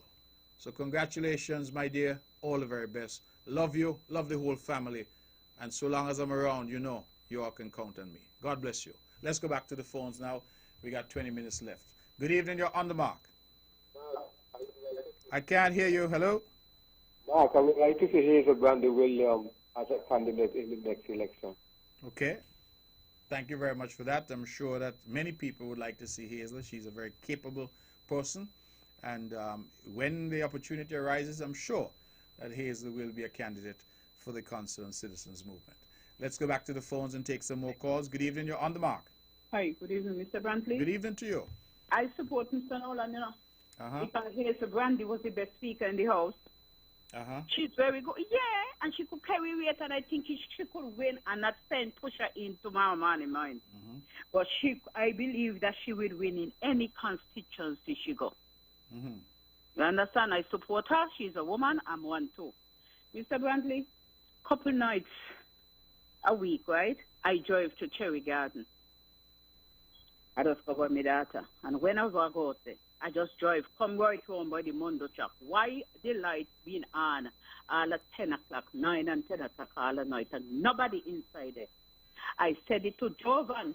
Jovan just look at me. He said, well, and that was all. Why the light keep going on? And when you don't know, the light out there, but then you hear this gone up and that gone up, and then the next week now, I put on money for an meter. Number two, Mr. Brantley, I want to know if we are going to another election and teaming up with Think It's again. All the taxes, Rams, Hartsford, all of them, paying the taxes in Think It. Well, I remember you said, you know, that you're going to change it. You know, hear nothing again. Bing the sing and song on it, bing them sing and song on the same thing. All the taxes being paid in Think It. Then when done, if they give us $1, they still turn what I'm say, how much they give us and how much we not give us. But it's up here. It's we money when we go supermarket or the hardware, whatever it is. We money is going down to Think It's what we're getting back from it. That is something I know you start out with on the platform. And next thing again, Mr. Brantley, I must commend you. When you're wrong, I'm going to tell you. When you're right, I'm going to give you it what belongs to you. For the cruise ships, them that come in for the past 2 weeks.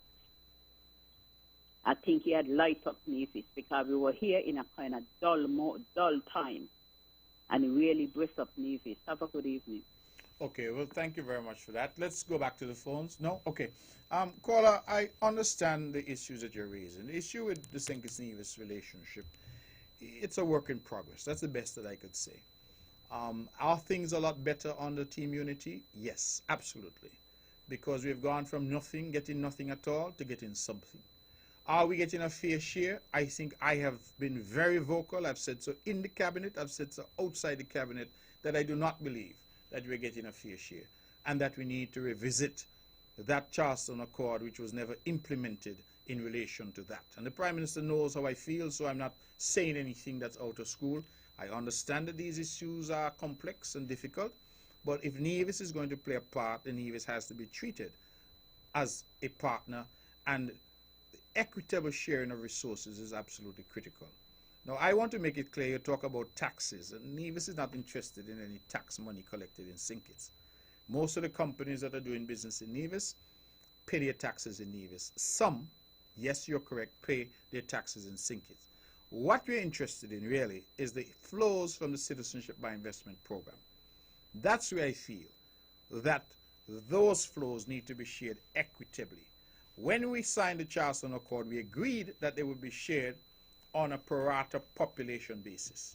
Since Nevis has 13,500 people and St. Kitts has 35,000 people, it means that Nevis should get anywhere from a quarter to a third of those proceeds. And that really is where the difficulty has come in terms of how that is handled.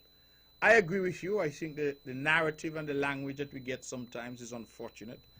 I have said that this money that Nevis gets is no budgetary support. It is no gift. The money that Nevis receives is money that is due to Nevis. It is money that comes to Nevis from the flow from the Citizenship by Investment program, not from taxes, because I continue to make it clear that Nevis is not getting a penny of St. Kitts tax money. So we're not getting any VAT, any duty, any corporate tax collected in St. Kitts. What we're getting is a share of the Citizenship by Investment money. And that is a money that is coming in, if you will, a third stream of money that comes into the country. And we all know that the CBI has been doing well, that a lot of the expenditure that we have seen on St. Kitts and some on Nevis has flowed from that. And so we continue to say that Nevis should get a fairer share of those monies. And that is something that I pledge to the people of Nevis that I will continue to agitate for. And that is why I'm saying that it is important that the Concerned Citizens Movement goes to St. Kitts with 3 seats, that our hand is strengthened. Because the problem we have over there, if you got 2 divisions saying one thing and another division saying something else, you have a problem. Divisions must speak with one voice, and they must be clear as to what it is they're saying. And I believe, caller, that the people have confidence in me to deliver for the people of Nevis. And I'm a champion for the people of Nevis. I've always been. And I'm not going to resile from that. You mentioned again about the good minister, Hazel Brandy Williams, running, and you think that she was excellent in the House. I too think she was excellent in the House, and I have seen Hazel grow, and I know that Hazel will make an excellent candidate in time. But the Concerned Citizens Movement does things in a particular way. And as the leader of this great party, I have our candidates. Our candidates are ready. Our candidates have been determined by the constituency groups, and our candidates are ready to be launched. And so, each and every one of us, including Madam Minister Hazel Brandy Williams, will play our role. It's as simple as that. Play our role. When I entered politics, you, caller, I recognize the voice. Many people had my name up and down and said, oh, Mark Brantley for leader. You called in. You remember what you told me? Wait your turn. The best advice you ever gave me. Some thought you were cussing me, but you said, wait your turn. Sometimes there's somebody ahead of you. That's just the nature of life. And the Honorable Vance Amry was a stellar leader of the CCM and of this island. So when you call and you said to me, Mark, now study them out there, call up your name and say, you are the best man to lead CCM, wait your turn.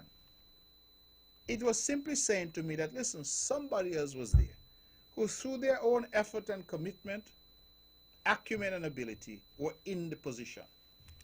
So what am I to do? Go and try to overthrow Vance? No. There's a process. And for 11 years, I served under Vance and served faithfully and dutifully until he decided and the party accepted that he wanted to go. And that is when my opportunity came. That is the nature of things sometimes. So it is not an attack or slight on anybody. The party has a structure and the party functions in a particular way.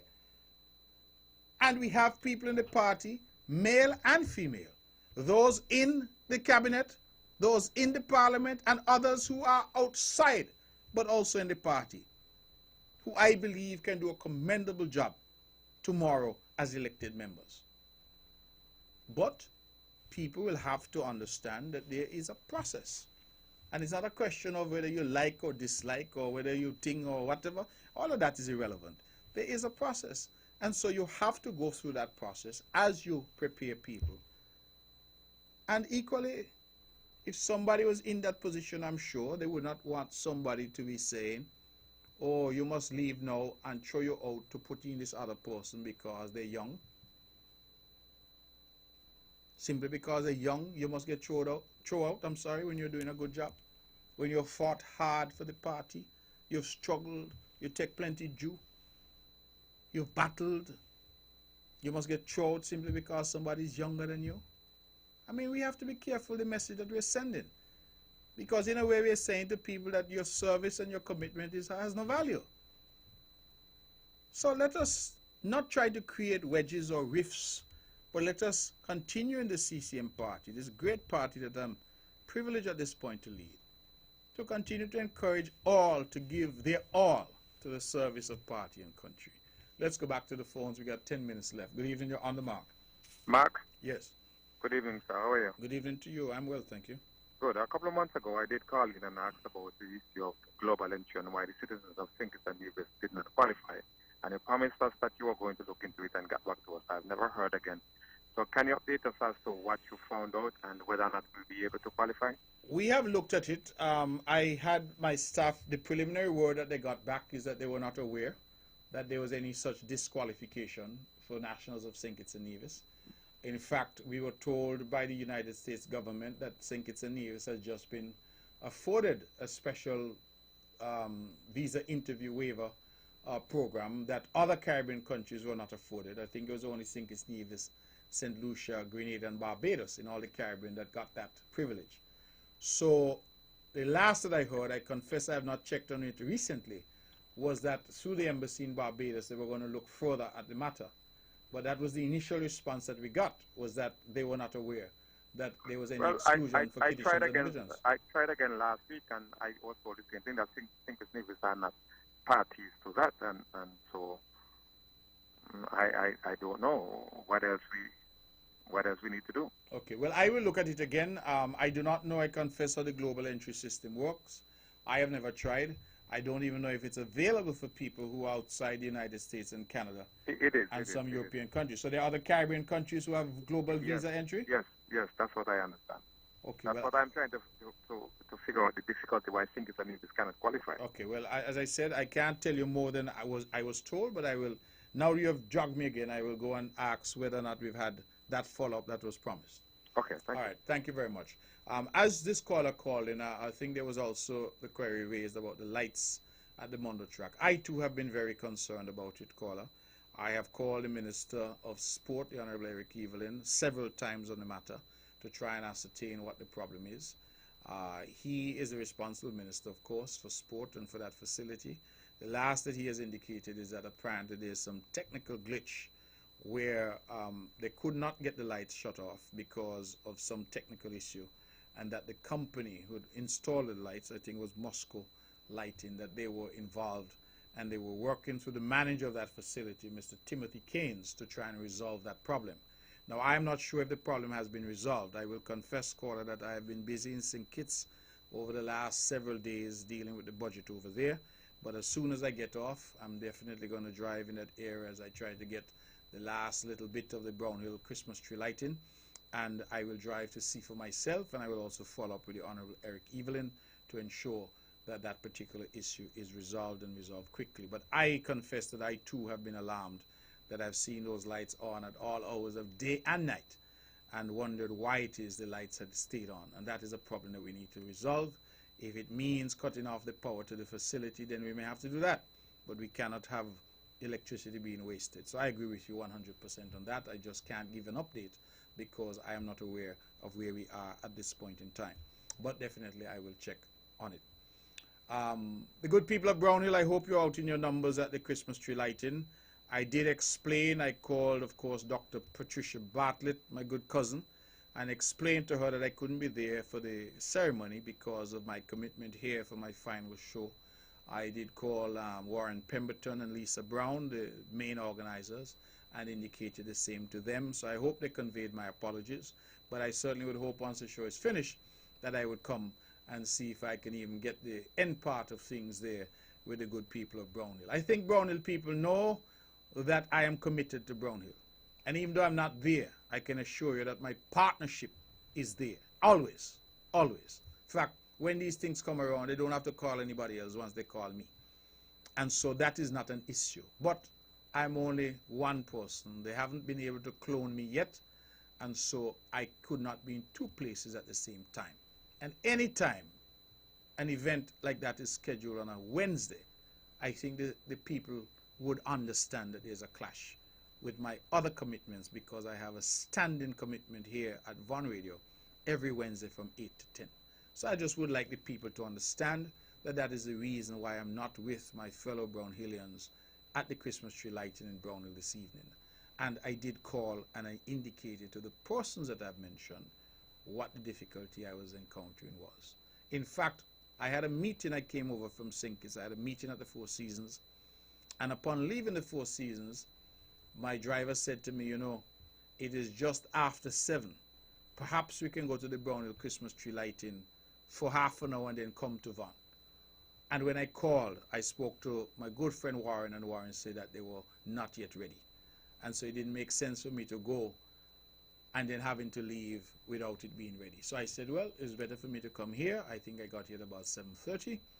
And then when it's all over, God willing, I'll go and hopefully there will still be some activity going on. So I hope that people understand that it's not meant as any discourtesy. I just could not be in two places at the same time.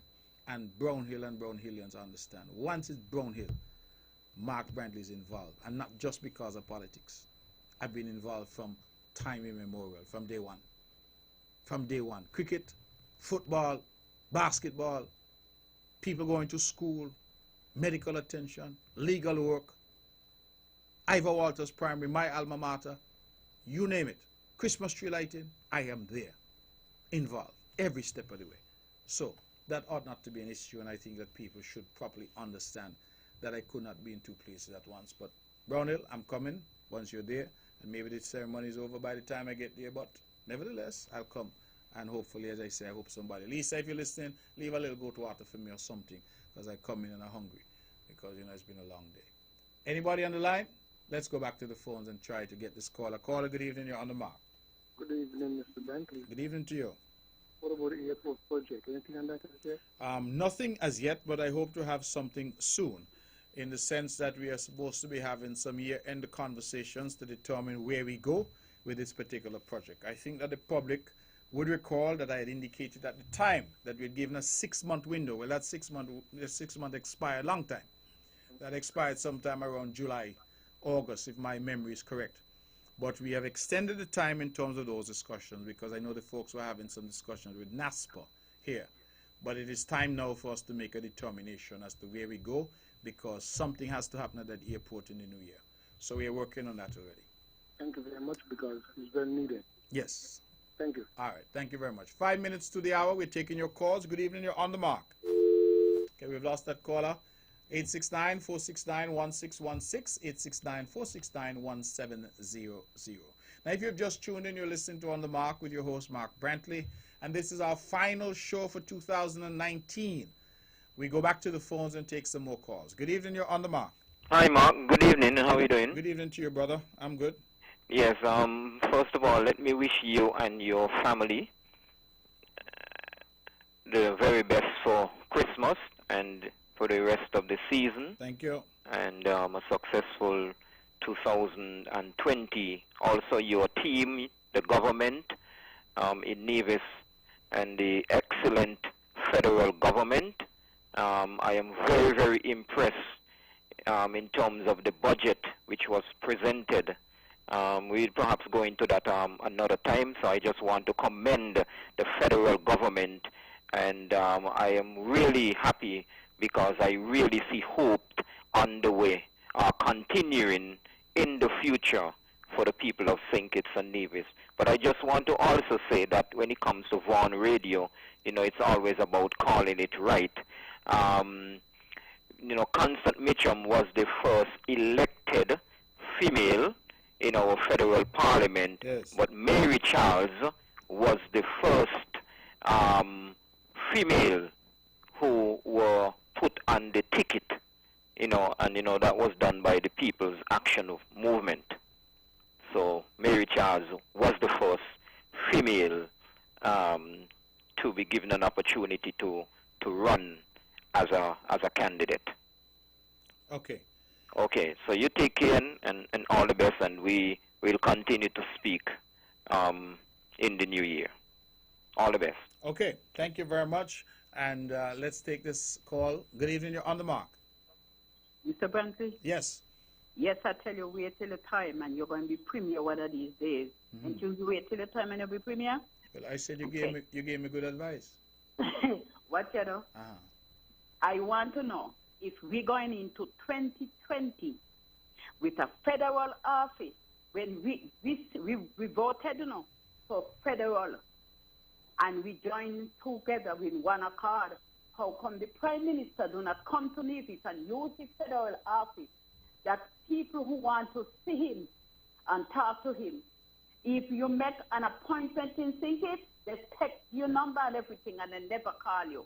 Why Nivijans cannot have their right to see the Prime Minister? So what is sense we have in the federal office up here and there's no Prime Minister coming up? Dougie used to come, Dougie used to come. But what happened to this now Prime Minister? Why he don't come to Nevis and use the federal office? And that went there to do something to help some child. That's a good one again. Okay, thank you very much. I believe that the Prime Minister has sought to come. He has indicated that he will come. You did say that Douglas used to come. I think in 20 years he probably came once or twice. I wouldn't say that too loudly. So the truth is that we have Nevis representatives in the federal parliament, and the idea perhaps is that those from Nevis would bring that representation for the island of Nevis. But I'm sure the Prime Minister is listening. When you talk, people listen. And so no doubt he will make the necessary adjustments and be able to meet with you in the island of Nevis, since that appears to be your preference. If he doesn't come and he's not able to meet you, then you could always meet with me. I'm not the Prime Minister, but I'm certainly willing to take forward whatever concerns you may have as your beloved area representative. Ladies and gentlemen, the banner struck up. It means we have to go. This is our final show for 2019. I want to thank all of you, all the callers, all the listeners, all the people who have made this show what it is. Thank you very much for your contribution. Thank you for your love and continued support. I want to wish each and every one of you a fabulous Christmas, a good Christmas season. My message to you is eat and drink and be merry. But at the end of the day, please focus on giving more than receiving. And please make time for those who are less fortunate. Help your neighbor, help the elderly, help those who are poor and indigent. Give of yourself. If you don't have money, do not say you have nothing to give, because you have time and you can spend that time with loved ones, showing love, sharing love. That is what Christmas is all about. Christmas, let us never forget, came about because Jehovah God sent his only begotten Son, Jesus, to be born of woman, ultimately so that he could be sacrificed, so that you and I could have a chance at redemption. So ladies and gentlemen, let us therefore take this Christmas season and make it truly a season of love, a season where we give more than we receive. That's our show for this evening. I want to thank one and all. The show is rebroadcast tomorrow at 1 p.m. right here on Vaughan Radio. And let us not forget that this Saturday at Hard Times, the Honorable Eric Evelyn is inviting all the children of Gingerland to his grand Christmas party with lots to eat and drink and lots of gifts. And the Honorable Spencer Brand and I inviting all the children of St. John and St. Paul's to occasions for a massive party there, hosted each year by us. 13th year now. And on Sunday, the Honorable Alexis Jeffers is hosting a massive children's party on the VOJN grounds right there in the great parish of St. James for the wonderful children of St. James. The parties in Gingerland on Saturday starts at 2, ends at 5. The party in St. James on Sunday starts at 2, ends at 5. And Spencer and I, our party starts at 1 and ends at 5. Drop your children off. We'll take care of them, make sure they have fun, and they'll come home with some wonderful gifts. That's our show. Good night, and God bless you. Thank you.